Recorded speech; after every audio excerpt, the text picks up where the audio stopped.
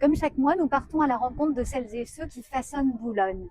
Chez KW Partners, nous avons à cœur de valoriser ces professionnels qui se distinguent par leur singularité et leur engagement.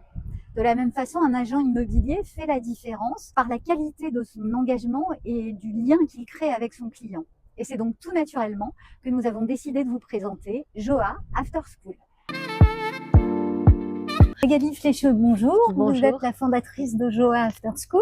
Oui. En 3 mots, comment décririez-vous Joa? Alors au départ, joie, les initiales ont une histoire puisque j'ai voulu utiliser le J de la joie parce que c'est une qualité qui me correspond apparemment, mais aussi celui de la justice puisque tout mon parcours initial est celui de la justice et c'est une valeur qui m'anime énormément. Et le O et le A, c'est les premières lettres des prénoms de mes enfants qui sont Octave et Adrien.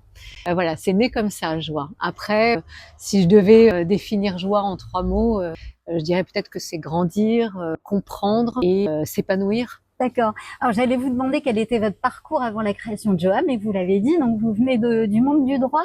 Ouais, exactement. Moi, j'ai eu un parcours assez classique et en même temps exigeant puisque j'ai été avocate en droit de la santé pendant 10 ans. Ensuite, j'ai été directrice juridique pendant 5 ans et secrétaire générale pendant 10 ans. Donc, beaucoup de responsabilités, mais aussi beaucoup de contraintes. Et parallèlement, l'éducation et l'enfance sont des sujets qui m'ont toujours extrêmement intéressée.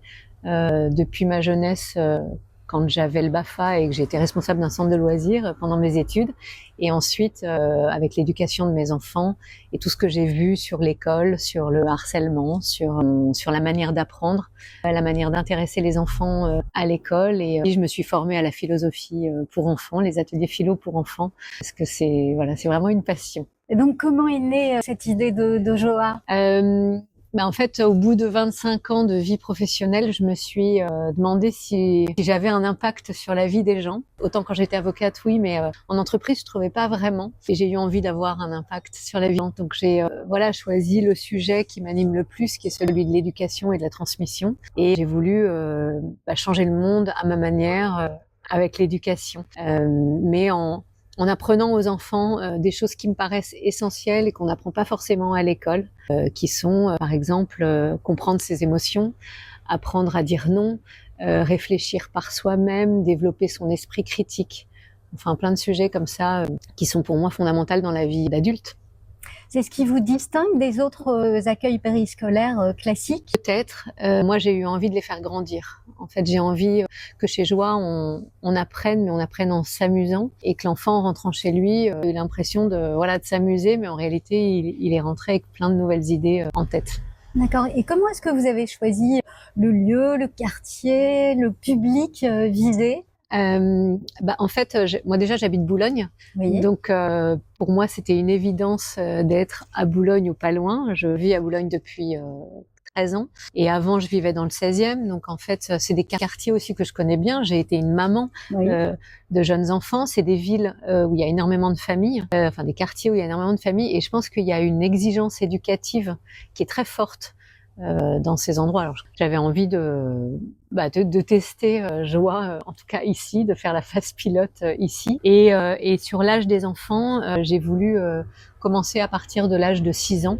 Pourquoi? Parce que je trouve que c'est un âge où les enfants sont encore très ouverts d'esprit et très spontanés et partants pour apprendre énormément de choses. Des enfants qui ont une réflexion forte quand on les laisse s'exprimer. Après, on va jusqu'à 18 ans pour la prise de parole en public, mais la première tranche, c'est 6-12 ans. Moi, j'aimerais bien l'étendre à 6-14 en faisant 2 types de groupes, à 10 par exemple et de 10 à 14, mais ça, on le fera dans le prochain local qui va ouvrir dans le 16e à Paris, où j'aurai des locaux plus grands, donc je pourrais faire plusieurs groupes différents, plusieurs activités. D'accord. C'est un projet à court terme maintenant. Ok. Et alors, quelles sont les valeurs et je dirais la pédagogie que vous développez qui guide votre projet au quotidien? Alors, les valeurs, elles sont multiples.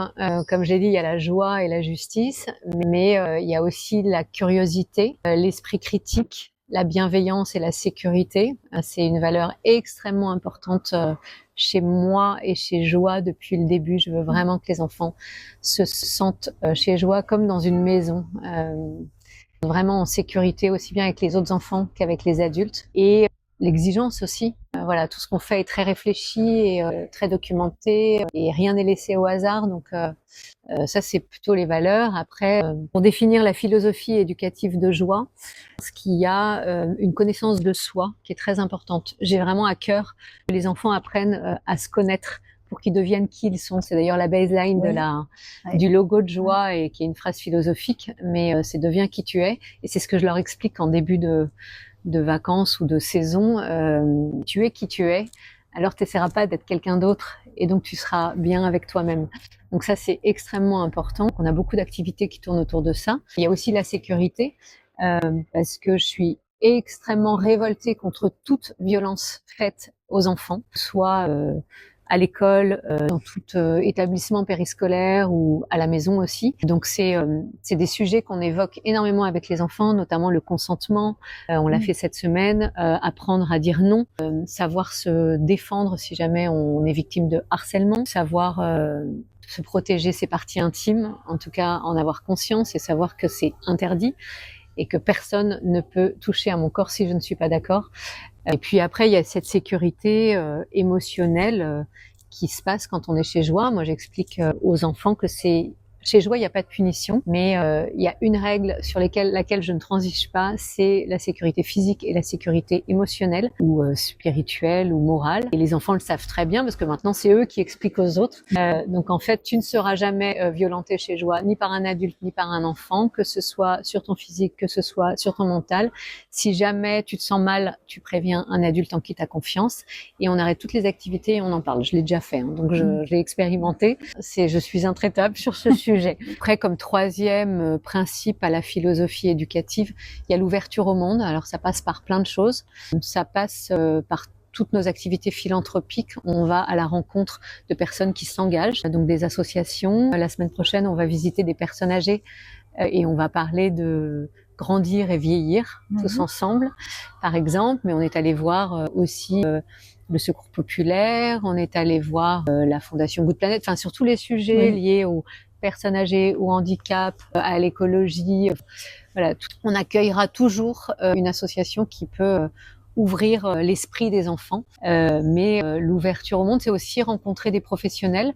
Chez Joie, on fait énormément d'activités sur des sujets très profonds, comme la citoyenneté, comme l'écologie, comme en ce moment on fait le corps et l'esprit pour apprendre à prendre soin de son corps, prendre soin de son esprit. Mais sur la citoyenneté, on a rencontré une avocate, une juge, on a rencontré une députée, on a rencontré des maires, on a visité des mairies. Cette semaine, on a rencontré une coach en nutrition avec qui on a fait des ateliers sur l'alimentation. Et les bonbons. Et les bonbons, ouais, voilà, et savoir ce qu'on mange en fait. Et la semaine prochaine, on va rencontrer une pharmacienne puisqu'on est sur le thème de la santé et sur l'information. On a rencontré une journaliste. Enfin, voilà. Moi, j'ai extrêmement varié. Oui, parce qu'en fait, quand on est à l'école, on ne sait pas très bien pourquoi on apprend souvent. Je remarque que les enfants me disent j'aime pas l'école ou ils aiment l'école mais ils savent pas très bien pourquoi, ou c'est pour être avec des copains. Et en fait, j'essaye toujours d'apporter un complément à l'école. Je me mets pas du tout en opposition avec l'école. Je veux juste que chaque enfant qui vient chez Joie en fait comprenne autrement qu'à l'école et qu'il comprenne que s'il fait des maths, bah, ça va lui servir notamment pour des activités comme celles qu'on fait. On va faire de la pâte à tartiner maison. La semaine prochaine, on va faire une recette sans sucre, parce qu'on va parler du sucre et des bienfaits et des méfaits du sucre. En même temps, ils apprennent à calculer. Mais en fait, par exemple, quand on mesure en cuisine, en fait, je leur explique qu'on fait des maths et que voilà, et quand on s'exprime à l'oral, que l'on fait du théâtre ou de la prise de parole, on fait du français. Tout est prétexte à leur montrer que l'école a un vrai intérêt et utilité pour eux. Et alors, comment réagissent-ils, ces enfants et les parents, à l'ensemble de vos activités? Alors, toujours de manière très enthousiaste. Je suis très proche des enfants et des parents et toute mon équipe aussi. Je ne suis pas toute seule, heureusement.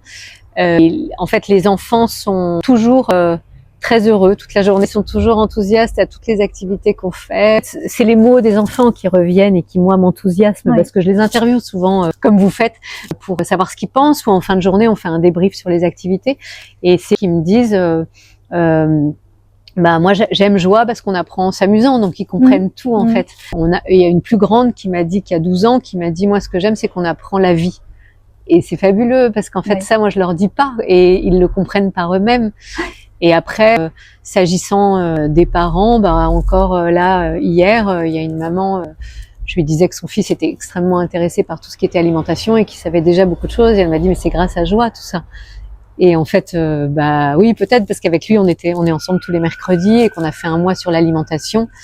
Et on est allé rencontrer un restaurateur, on est allé rencontrer un boulanger que vous connaissez, on est allé rencontrer cette coach en nutrition une nouvelle fois. Enfin, donc en fait, oui, on transmet énormément nous, mais on a toujours aussi, je l'ai pas dit tout à l'heure, mais beaucoup de considération pour l'enfant. C'est ce que je leur dis. Moi, pour moi, l'enfant, c'est un être à part entière qui est aussi, voire plus important que l'adulte, plus important parce qu'on doit le protéger, et aussi important parce que votre parole, vous les enfants, est aussi importante que la parole d'un adulte. J'ai une estime incroyable pour l'enfant, et je leur dis parce que vous dites les choses comme vous les ressentez, il n'y a pas de mensonge, et en fait continuez surtout, soyez vous-même et exprimez-vous, et personne vous jugera ici. En fait, il faut que vous vous sentiez libre.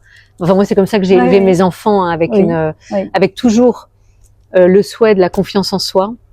Donc, j'ai toujours tout fait pour qu'ils se sentent en confiance, et c'est exactement ce que je fais chez Joie, et qu'ils se sentent libres de penser, de réfléchir et de s'exprimer. Alors, c'est quoi la plus belle surprise ou le plus beau moment depuis le lancement par rapport aux réactions des enfants, justement? Bah ouais, c'est ce que j'allais dire, c'est les paroles des enfants, en fait. Moi, qui peuvent me mettre les larmes tellement ça rentre dans ma passion que j'ai d'avoir créé ce projet. En fait, c'est par exemple, je pense à Charlotte qui a 8 ans, à qui je demande, pour toi qui connais Joie, est-ce que tu peux définir auprès des enfants qu'est-ce que c'est? Et elle me dit, Joie, c'est comme ma maison. Je lui dis, c'est beau ce que tu dis, je suis encore émue de le dire, mais c'est... et je lui dis, pourquoi comme ta maison? Et elle me dit, parce que chez Joie, je me sens en sécurité. Waouh, c'est fort. Donc voilà, après... c'est ce que vous aimeriez qu'ils retiennent, en fait, de leur expérience chez Joie? Évidemment, la sécurité, je le dis et je le redis, mais c'est aussi l'estime d'eux-mêmes, en fait. C'est j'ai une valeur et j'ose. Voilà, grâce à tout ce que j'ai appris chez Joie. Non, mais ça m'émeut parce que c'est fort ce qu'on leur offre, en fait. Et alors, pour la suite, vous en avez un petit peu parlé, vous avez de nouveaux locaux, vous voulez développer d'autres sites, d'autres concepts? Oui, moi, ce que je voudrais, c'est développer le plus possible Joie partout, en fait. Partout, parce que tout le monde en a besoin, en fait. On est un complément à l'école, mais on est aussi un complément à d'autres activités périscolaires qui sont plus standardisées. Ce qu'on fait, je l'ai jamais vu pour l'instant ailleurs. Moi, Magali, j'aimerais apporter mes conseils aux collectivités locales qui en auraient besoin.